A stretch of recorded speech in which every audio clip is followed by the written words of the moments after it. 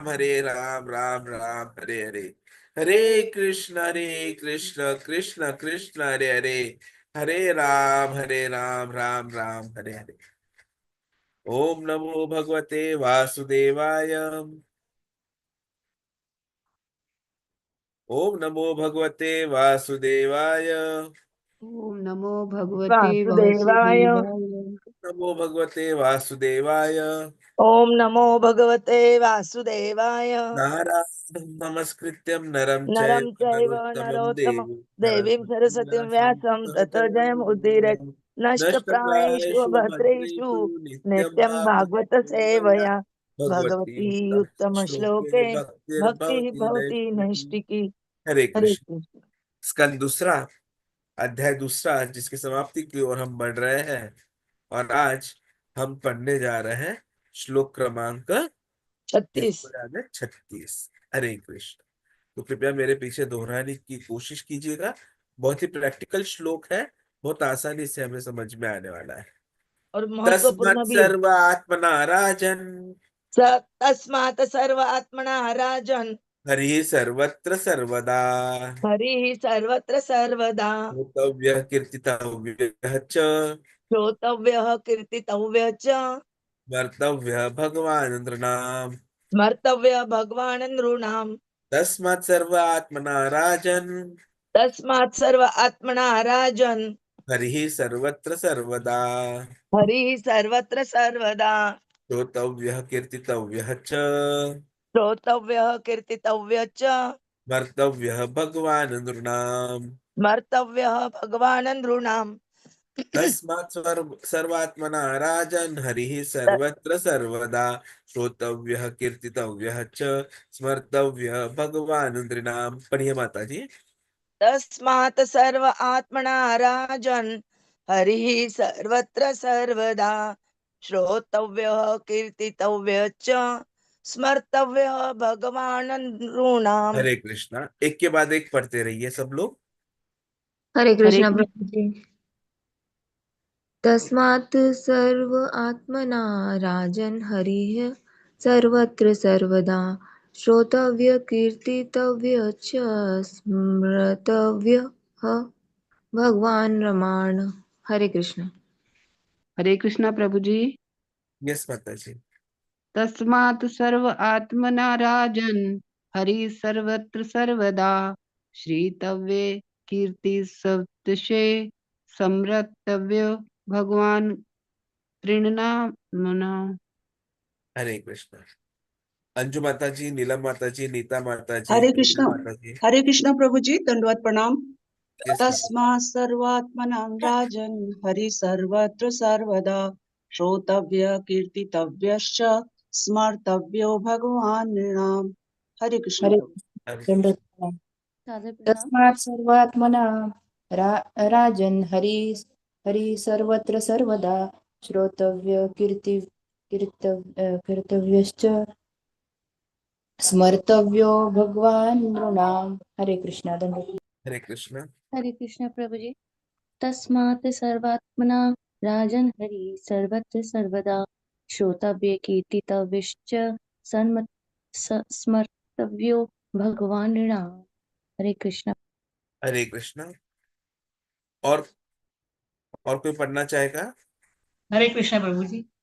Yes माता जी। तस्मात् सर्वात्म राजन् हरि सर्वात् सर्वदा सर्वोत्य कृतिश्च कृतव्यश्च स्मर्तव्यो भगवान् वृतं तृणम्। हरे कृष्णा। धन्यवाद माता जी। नीता माता जी, आप पढ़ना चाहेंगे? कृष्ण कुमार प्रभु हरे जी। कृष्ण प्रभु जी, दंडवत यस प्रणाम। माता जी। यस माता जी। तस्मात् सर्वात्मना राजन् हरि सर्वत्र सर्वदा श्रोतव्यः कीर्तितव्यश्च स्मार्तव्यो भगवान् नृणाम्। हरे कृष्ण। हरे कृष्ण। अनुवाद तथा तात्पर्य। अभय चरणारविंद भक्ति वेदांत विश्व गुरु श्रील प्रभुपाद जी के द्वारा। हे राजन, हरे कृष्ण। एक मिनट में इसको जरा हटा दें। हे राजन, अतएव यह आवश्यक है कि प्रत्येक मनुष्य सर्वत्र तथा सदैव भगवान का श्रवण करे, गुणगान करे तथा स्मरण करे। तात्पर्य।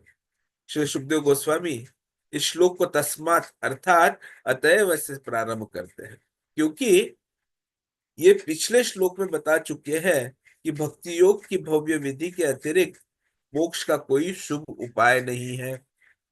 भक्तों द्वारा विभिन्न विधियों यथा श्रवण, कीर्तन, स्मरण, पाद सेवन, अर्चन, वंदन, दास्य, सख्य तथा आत्मनिवेदन से भक्ति योग का अभ्यास किया जाता है। ये नवो प्रामाणिक विधियां हैं और निष्ठावान भक्त इनमें से सभी या कुछ या केवल एक विधि द्वारा वांछित फल पा सकता है, किंतु इनमें से पहली विधि अर्थात श्रवण विधि भक्ति योग में सर्व प्रमुख है। पर्याप्त तथा समुचित विधि से श्रवण किए बिना अन्य विधियों के अभ्यास से कोई प्रगति नहीं हो पाती और केवल श्रवण के लिए तो समूचा वैदिक वांग्मय भरा पड़ा है, जिसे व्यासदेव जैसे भगवान के शक्त्यावेश अवतार ने संकलित किया है।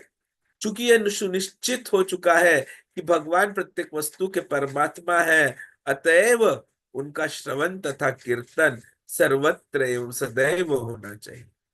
यह मनुष्य का विशिष्ट कर्तव्य है। जब मनुष्य सर्वव्यापी भगवान के विषय में सुनना बंद कर देता है तो वह मानव निर्मित यंत्रों द्वारा प्रसारित कूड़ा करकट सुनने का अभ्यस्त बन जाता है। कोई यंत्र बुरा नहीं है, क्योंकि यंत्र से मनुष्य भगवान के विषय में सुन सकता है, किंतु प्रच्छन्न कार्यों के लिए प्रयुक्त होने से यंत्र मानव सभ्यता के स्तर में त्वरित ह्रास ला रहा है। यहाँ पर यह कहा गया है कि मनुष्य को सुनना अनिवार्य है, क्योंकि भगवत गीता तथा श्रीमद् भागवत जैसे ग्रंथ इसी उद्देश्य से लिखे गए हैं। मनुष्य के अतिरिक्त अन्य कोई सजीव प्राणी ऐसे वैदिक ग्रंथों का श्रवण नहीं कर सकता। यदि मानव समाज वैदिक साहित्य का श्रवण करे तो वह उन अपवित्र व्यक्तियों द्वारा उच्चारित अपवित्र शब्द ध्वनि को नहीं सुन पाएगा, जो पूरे समाज के स्तर को गिराने वाले हैं। श्रवण की पुष्टि कीर्तन द्वारा होती है। जो व्यक्ति उचित स्रोत से सुनता है वह सर्वव्यापी भगवान के विषय में आश्वस्त हो जाता है और तब वह भगवान का गुणगान करने के लिए प्रोत्साहित होता है। सभी बड़े बड़े आचार्यों ने तथा रामानुज, मध्व, चैतन्य, सरस्वती ठाकुर ने या कि अन्य देशों में मोहम्मद, ईसा तथा अन्यों ने कीर्तन द्वारा सदैव तथा सर्वत्र भगवान का यशोगान किया है। चूंकि भगवान सर्वव्यापी है, अतएव सर्वत्र तथा सदैव उनका गुणगान अनिवार्य है। भगवान का गुणगान करने में देश तथा काल का बंधन नहीं होना चाहिए। यही सनातन धर्म या भागवत धर्म कहलाता है। सनातन का अर्थ है शाश्वत, सदैव तथा सर्वत्र। भागवत का अर्थ है भगवान संबंधी। भगवान सारे देश काल के स्वामी है, अतएव भगवान के नाम का विश्व भर में श्रवण, कीर्तन तथा स्मरण होना चाहिए। ऐसा करने से पूरे विश्व के लोगों द्वारा उत्पक्तावश प्रतीक्षित व इच्छित शांति व वैभव का प्रादुर्भाव हो। च शब्द भक्ति योग की अन्य विधियों को सम्मिलित करता है, जैसा कि ऊपर वर्णित है। तो बहुत ही आसान सा यह श्लोक है जो आज हम देख रहे हैं। हरे कृष्ण। ओम अज्ञानतिमिरान्धस्य ज्ञानाञ्जनशलाकया चक्षुरुन्मीलितं येन तस्मै श्रीगुरवे नमः। श्रीचैतन्यमनोभीष्टं स्थापितं येन भूतले स्वयं रूप कदा मह्यं ददाति स्वपदान्तिकम्। वन्दे अहं श्रीगुरोः श्रीयुतापदकमलं श्रीगुरून् वैष्णवांश्च श्रीरूपं साग्रजातं सहगण रघुनाथान्वितं तं सजीवं सा अद्वैतं सावधूतं परिजन सहितं कृष्ण चैतन्य देवं श्री राधा कृष्ण पदाय सहगण ललिता श्री विशाखान्वितांश्च। नम ओं विष्णुपदाय कृष्ण पृष्ठाय भूतले श्रीमते भक्तिवेदांत स्वामी निति नामिने। नमस्ते सरस्वती देवे गौरवाणी प्रचारिणे निर्विशेष शून्यवादी पाश्चात्य देश तारिणे। वांछा कल्पतरुभ्यश्च कृपा सिन्धुभ्य एव च पतितानां पावनेभ्यो वैष्णवेभ्यो नमो नमः। जय श्री कृष्ण चैतन्य प्रभु नित्यानंद श्री अद्वैत गदाधर शिवासादि गौर भक्तवृंद। हरे कृष्ण कृष्ण कृष्ण हरे हरे, हरे राम राम राम हरे हरे, हरे कृष्ण कृष्ण कृष्ण हरे हरे, हरे राम राम राम हरे हरे, हरे कृष्ण कृष्ण कृष्ण हरे हरे, हरे राम राम राम हरे हरे। आप में से किस किस ने कल का लेक्चर अटेंड किया था, इसके पहले वाले श्लोक का? कोई था आप में से कल? नहीं। हरे कृष्णा, कोई नहीं था? मॉर्निंग प्रभु जी, हाँ, कल मॉर्निंग में मॉर्निंग में। माता जी ओके, का था। कौशल्या माता जी ने हाथ ऊपर किया, वो एक थे, और प्रभु जी मैं भी थी। आप भी थे। Very good. तो अभी मुझे बताइए कल आपने क्या सुना?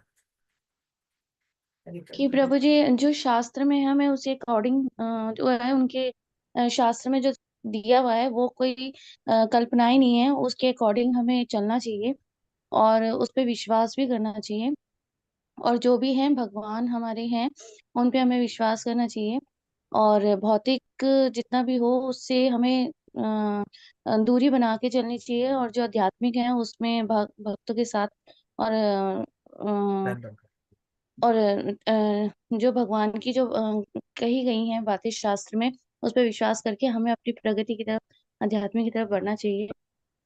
हरे कृष्ण प्रभु जी। Okay, very good. कौशल्या माता जी, आपने क्या क्या नोट्स निकाले? अनम्यूट करके बोलिए, आप म्यूट है। हरे कृष्ण। हरे कृष्णा। जो हमारी आत्मा है वो हमारी इच्छा के अनुसार ही काम करती है। जो हम इच्छा करते हैं आत्मा वही करती है। ओके, और और और बुद्धि के द्वारा हम आंखों से शास्त्र के द्वारा भी देख सकते हैं, आंखों से शास्त्र के द्वारा देख सकते हैं, और दर्शन भी कर सकते हैं आंखों से, ये बताया है। और क्या बताया? और इंद्रियों के द्वारा हम सेवा कर सकते हैं, जीवा के द्वारा हम स्वाद, भगवान का प्रसाद और श्रवण कर सकते हैं बुद्धि से। ठीक है, और कुछ याद आ रहा है और क्या बताया था? और नाम जप करना, जब नाम जप करेंगे तो हमारा आनंद बढ़ेगा, ओके, ये बताया था। और साधन के रूप में भी हमें सेवा करनी चाहिए भगवान की। Very good. आपके नोटबुक में आप प्राय जो है, जितना मुझे याद है, श्लोक लिखते हैं, राइट? हाँ जी। और पॉइंट्स पढ़िए, भी लिखते। 35। कल का श्लोक पढ़िए।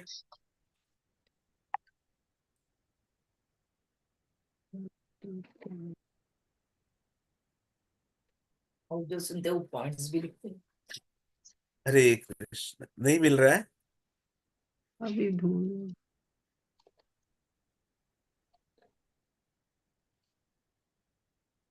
ओके, हरे कृष्ण। भगवान सर्वभूतेषु लक्षिति सर्वात्मना हरि, दृश्ये बुद्धे अधिदृष्टा लक्षणे अनुमापके। भगवान सर्वभूतेषु लक्षिते सर्वात्मना हरि, हरि बोल। हाँ, आगे।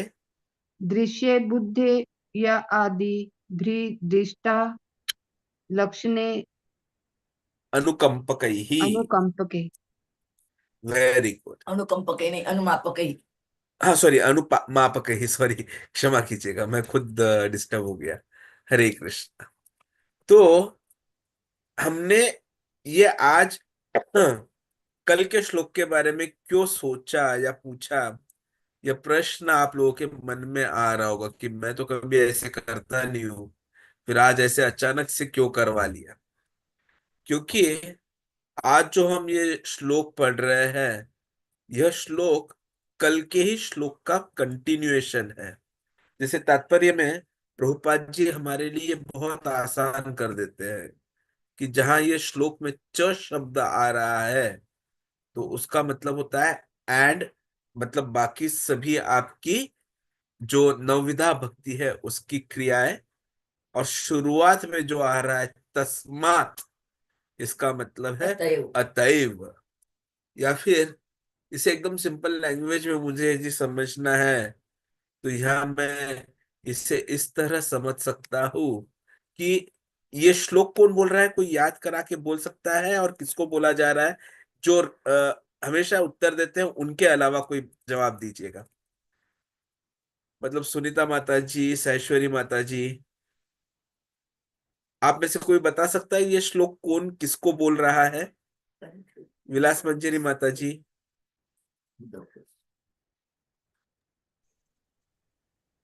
यस प्रिया माता जी, आप कुछ बोलना चाहते हैं, बोलिए ये सुखदेव श्लोक। गोस्वामी परीक्षित महाराज को। Very good, very good. आपके लिए एक बार हरे कृष्ण महामंत्र हो जाना चाहिए।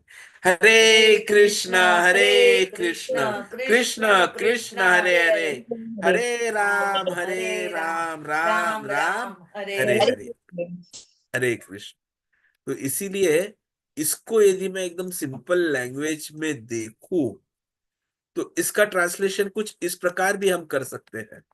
एकदम आसानी से यदि इसको ट्रांसलेट करना है तो है राजन, इसलिए मनुष्य को हर समय, हर स्थिति में और अपनी संपूर्ण शक्ति से भगवान हरि का श्रवण, कीर्तन और स्मरण करना चाहिए।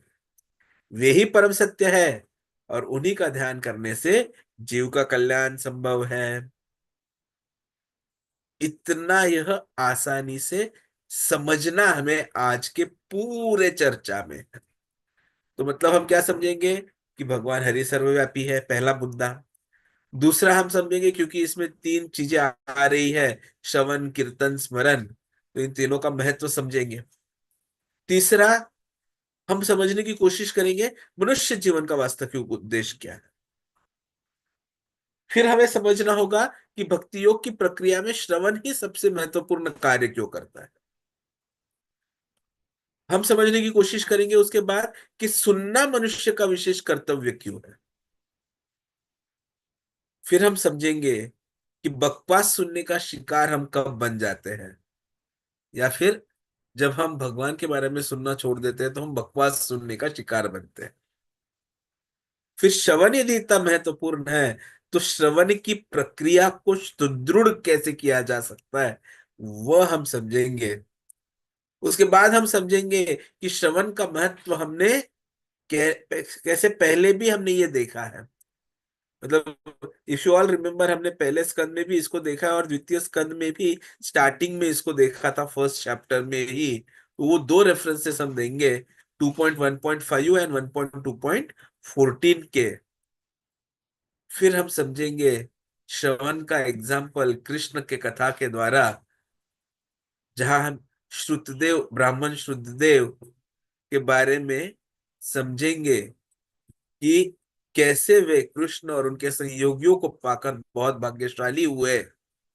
और यदि समय मिला तो और ऐसे ही हम आगे चर्चा करते रहेंगे कि कैसे योग माया का पर्दा भक्त की आंखों में टिक नहीं सकता, लेकिन अभक्त को वो ढक सकता है। तो ये सब समझने के लिए आज हम शुरुआत करने वाले हैं, क्योंकि ये पूरा श्लोक वही है। तो तीन मुख्य साधन होते हैं, देखिए, कि संपूर्ण जीवन का उद्देश्य भगवान की भक्ति करना है। तो तीन मुख्य साधन है हमारे, श्रवण, कीर्तन, स्मरण। मतलब सुनना, बोलना या गाना, और स्मरण करना, जिससे भगवान के साथ हम अपना संबंध स्थापित कर सकते हैं। तो भगवान के साथ मतलब किसके साथ? तो भगवान हरि, हरि के साथ, क्योंकि भगवान हरि जो है वह सर्वव्यापी है। हरि ही सर्वत्र सर्वदा। मतलब क्या? कि भगवान हरि जो है वह सर्वत्र विद्यमान है। और भगवान हरि कौन है? तो स्वयं हमारे कृष्ण है। हरे कृष्ण, कृष्ण कृष्ण हरे हरे, हरे राम, राम राम हरे हरे। तो चाहे हम किसी भी परिस्थिति में हो, भगवान का स्मरण हमें शक्ति और शांति दोनों दे सकता है। द्रौपदी का उदाहरण देख लीजिए कि इतनी बड़ी विपत्ति में थी वो, पहले खुद स्वयं की रक्षा करने की कोशिश की, नहीं हो पाया तो उन्होंने पूरी तरह भगवान की शरणागति ली और भगवान को हाथ ऊपर कर कर पुकारा, हरे कृष्ण कृष्ण कृष्ण हरे हरे, हरे राम राम राम हरे हरे। और कृष्ण तुरंत उपस्थित हो गए। तो यह बताता है कि भगवान तो केवल हमारे बुलाने के लिए रुके हैं। जैसे 2 दिन पहले परम पूज्य सनातन धर्म प्रभु जी चर्चा कर रहे थे और वे हमें उदाहरण दे रहे थे उस छोटे से बालक का कि जो भगवान को लड्डू खिलाता है।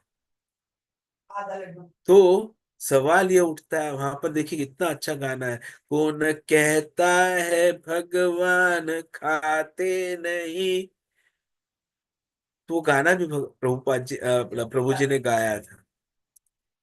तो इसका मतलब यह है कि भगवान सिर्फ इंतजार करते हैं कि कब हम उनके साथ बातचीत शुरू करें। जैसे भगवत गीता के 9वें अध्याय के 22वें श्लोक में भी भगवान बताते हैं, अनन्य चिंतयन्तो माम ये जनाः पर्युपासते तेषां नित्यभियुक्तानां योगक्षेमं वहाम्यहम्। तो भगवान हम सबके लिए सदैव मौजूद होते हैं, सिर्फ हमें उनके तरफ मुड़ना जरूरी। ये सर्वव्यापी अनादिर आदिर गोविंदा। तो यदि वो सब कुछ है और वो इंतजार कर रहे, तो हम उनकी तरफ कैसे मुड़े या उनसे कैसे बातचीत करें?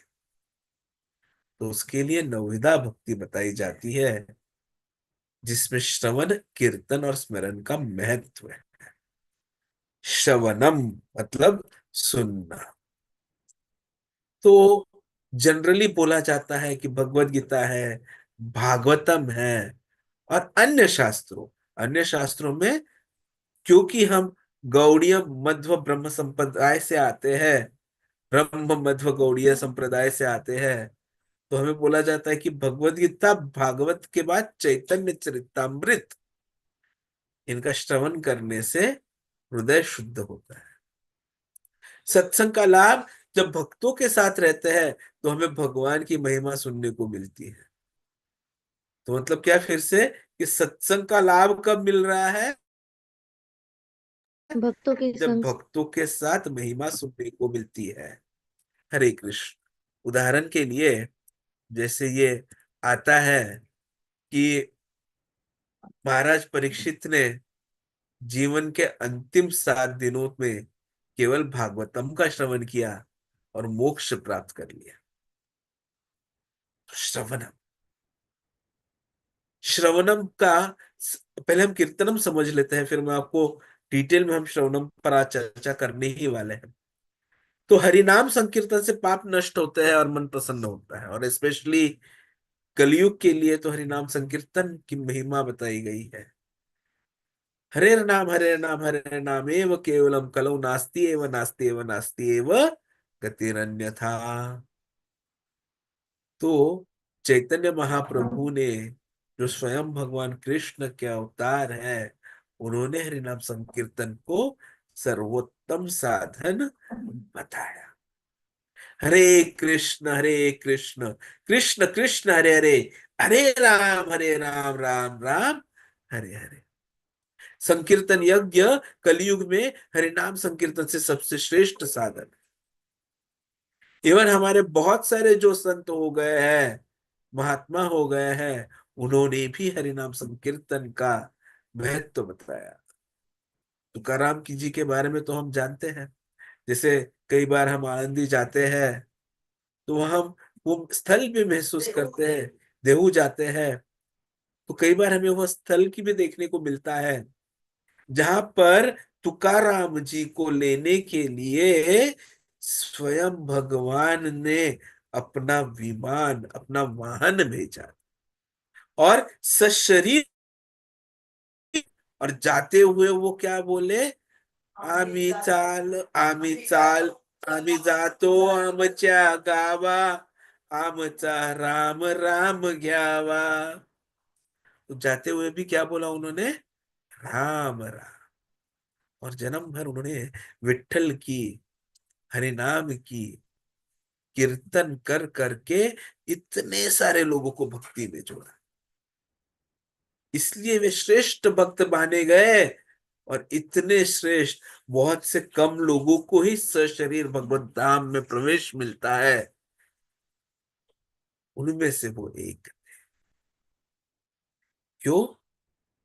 कीर्तन की वजह से। और स्मरणम मतलब स्मरण करना, स्मरण से मन और बुद्धि भगवान में स्थिर हो जाती। विश्व पितामह का उदाहरण ले लीजिए, अंतिम समय में श्री कृष्ण का ध्यान किया और परम धाम को प्राप्त हुए। तो इसलिए दिनचर्या में भगवत स्मरण का अभ्यास, सुबह उठते ही भगवान का नाम लेना और दिन भर उनमें मन लगाना जरूरी। जैसे कल हम जब भागवतम के पहले स्कंद के 15वें अध्याय पर चर्चा कर रहे थे, हमारा रोज रात को 8 बजे इंग्लिश में भागवतम होता है, आप में से कोई ज्वाइन करना चाहे तो उस पे भी ज्वाइन कर सकते हैं। तो वहां पर हम ये चर्चा कर रहे थे इसी चीज की।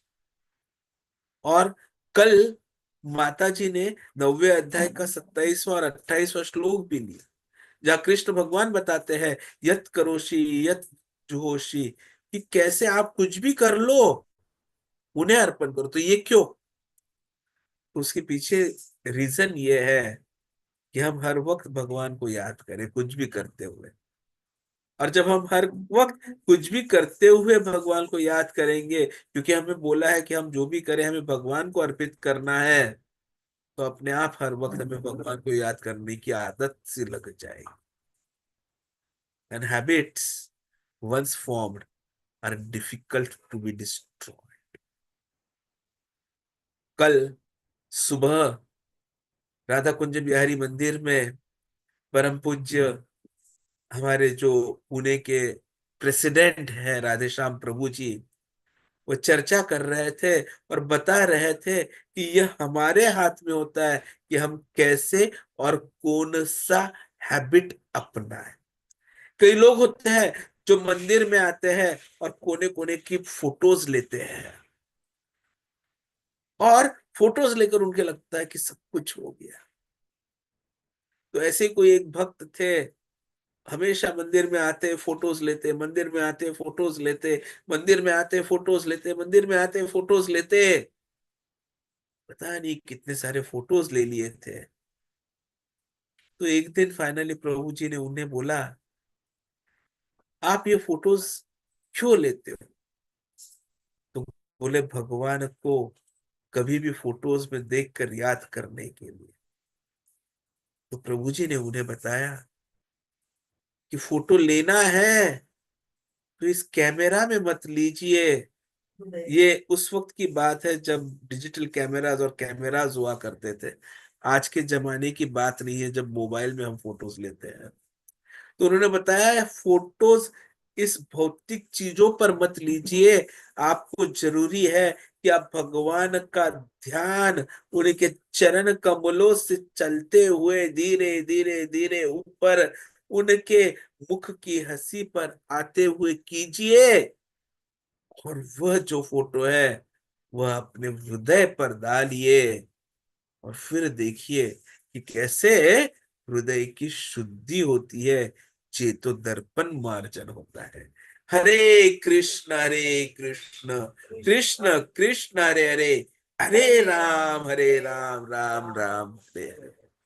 तो स्मरण लेने के लिए भौतिक फोटो नहीं, तो उस मेरे कृष्ण की जो कि है सबको आकर्षित करने वाले, उनकी जो तस्वीर है वो हमारे हृदय पर डालना जरूरी है। कि मनुष्य जीवन का वास्तविक उद्देश्य भी यही है।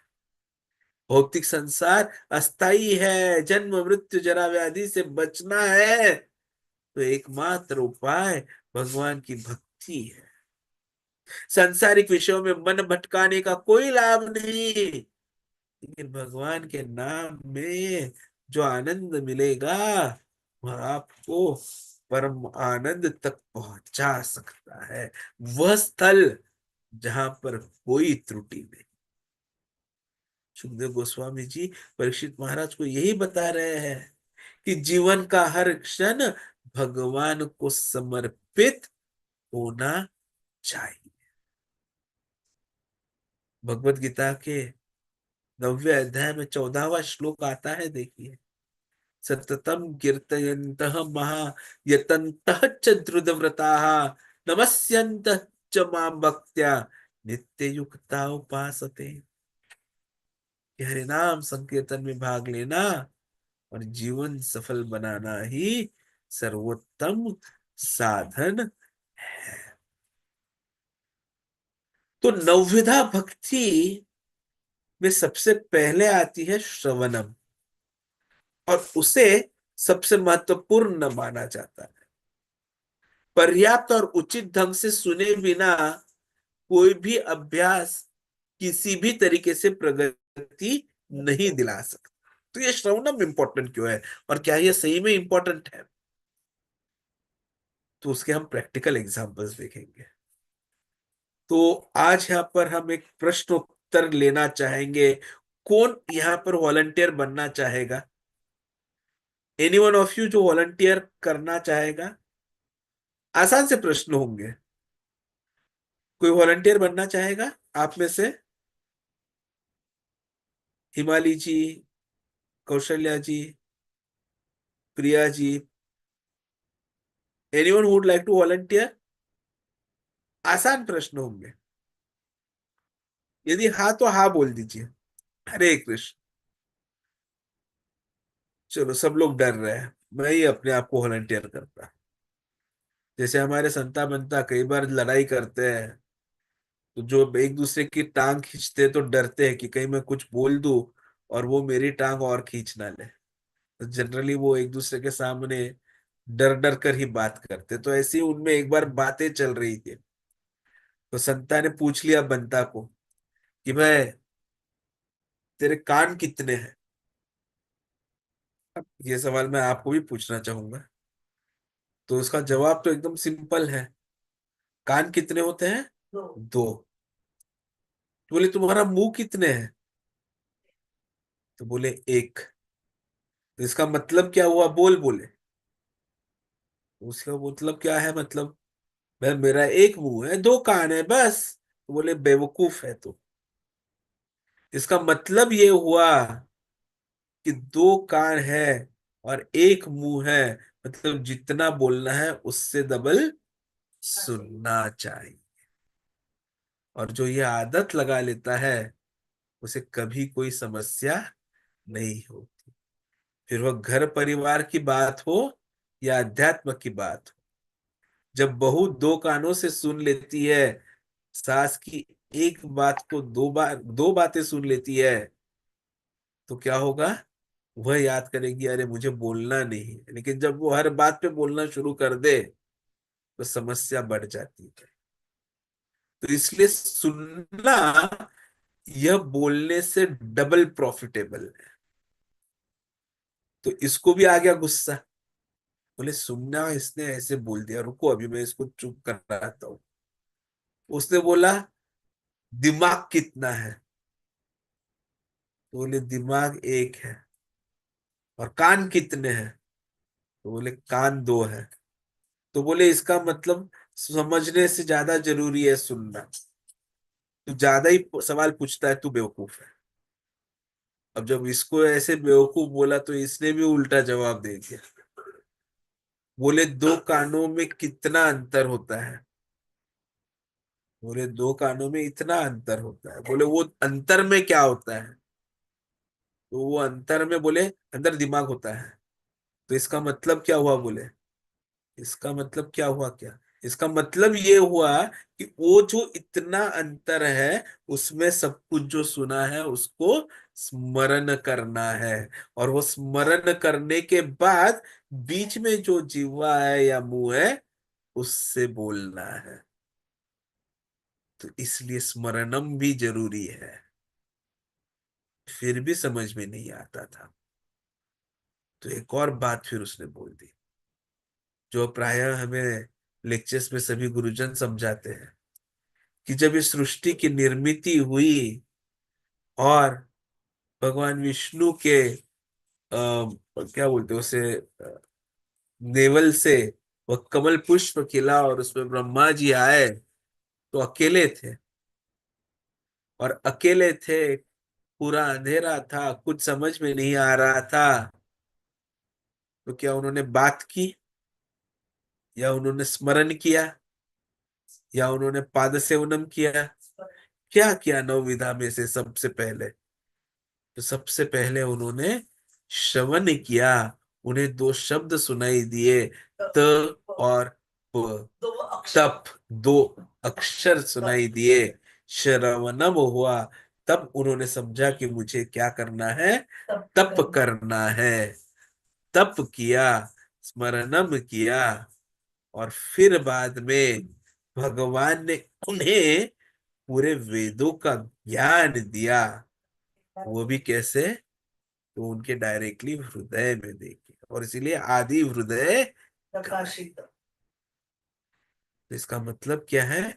श्रवणम जरूरी, और सुनना मनुष्य का सबसे विशेष कर्तव्य है। व्यासदेव जी ने इतने सारे ग्रंथों का जो है वो संकलन किया है। उसका उद्देश्य यही है कि हम वे सुन सकें। क्योंकि देखिए, व्यासदेव जी स्वयं भगवान के शक्त्यावेश अवतार थे, और इसीलिए उन्होंने यह सब यदि संकलित किया है, तो इसका मतलब फिर से क्या होता है कि वह श्रवणम हमारा कर्तव्य बन जाता है। देखिए, ये निश्चित है, अब तक के श्लोकों में हमने देख चुके हैं कि भगवान हर चीज के परमात्मा है, और उन्हें हर जगह हमेशा जाना चाहिए, उनकी महिमा की जानी चाहिए। तो ये मनुष्य का विशेष कर्तव्य है, महिमा सुनने के लिए, महिमा करने के लिए जो ग्रंथ अवतार है भगवान का, वह कौन सा है? श्रीमद् भागवतम। हरे कृष्ण कृष्ण कृष्ण हरे हरे, हरे राम राम राम हरे हरे।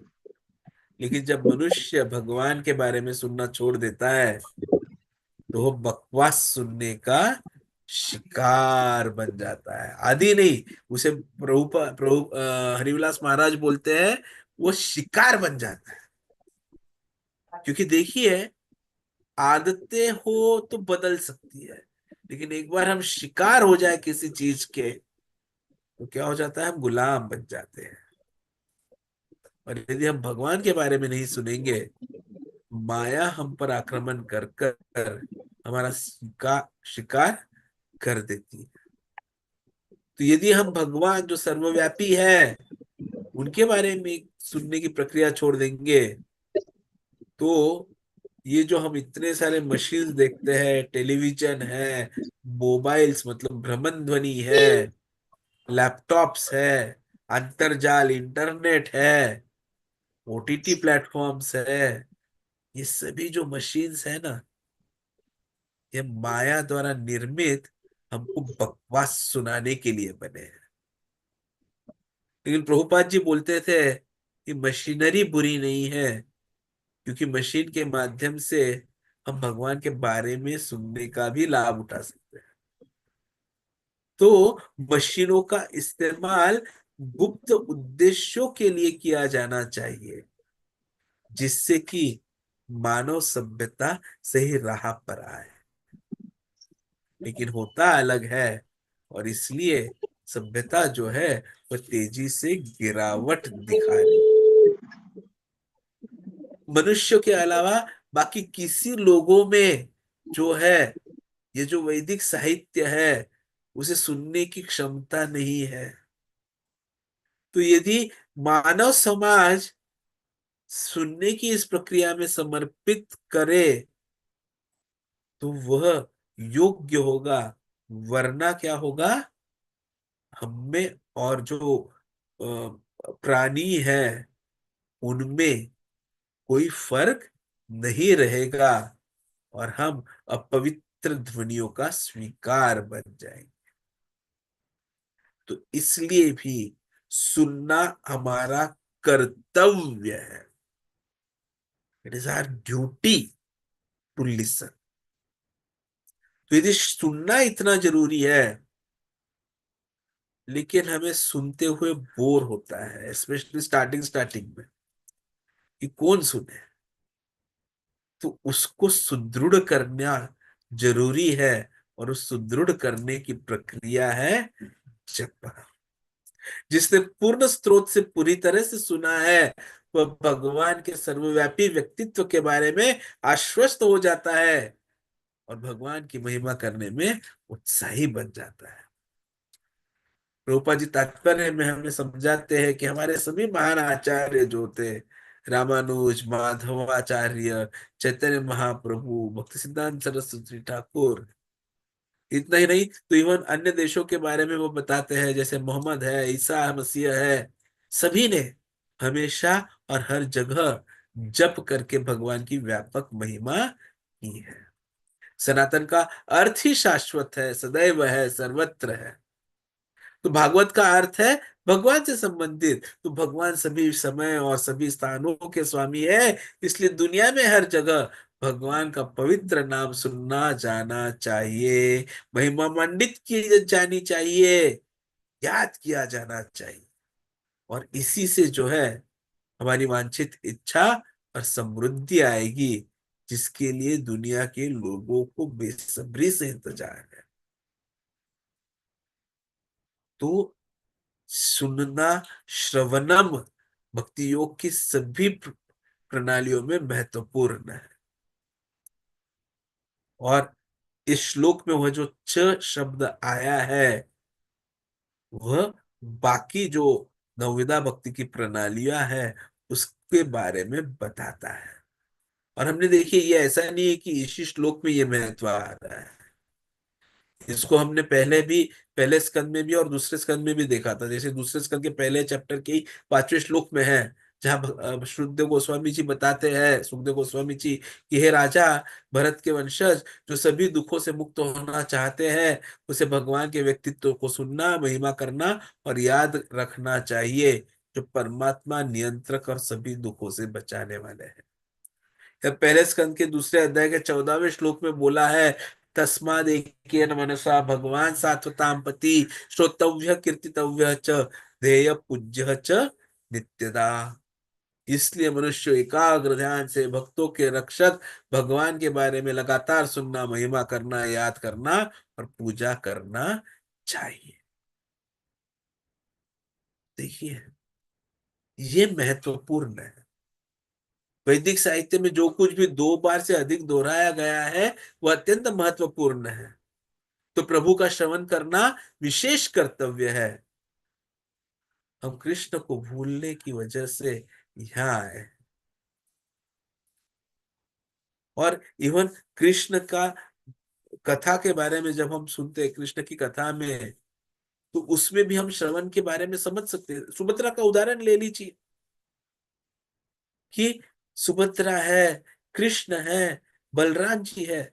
जब वे स्वयं के बारे में सुनते हैं, कृष्ण कथा के बारे में सुनते हैं, तो स्तब्ध हो जाते हैं और हमारे सामने जगन्नाथ बलदेव सुभद्रा मैया के रूप में प्रकट होते हैं। हरे कृष्ण कृष्ण कृष्ण हरे हरे, हरे राम राम राम हरे हरे हरे। हरे। इसलिए सुनना बहुत जरूरी है। श्रुतदेव जी के बारे में कथा आती है, जो श्रुतदेव ब्राह्मण थे, कि अपने घर पर भगवान कृष्ण और उनके सहयोगियों का स्वागत करते हुए वे बहुत खुश थे और उन्होंने सबको बैठने के लिए अच्छा स्थान उपलब्ध कराया।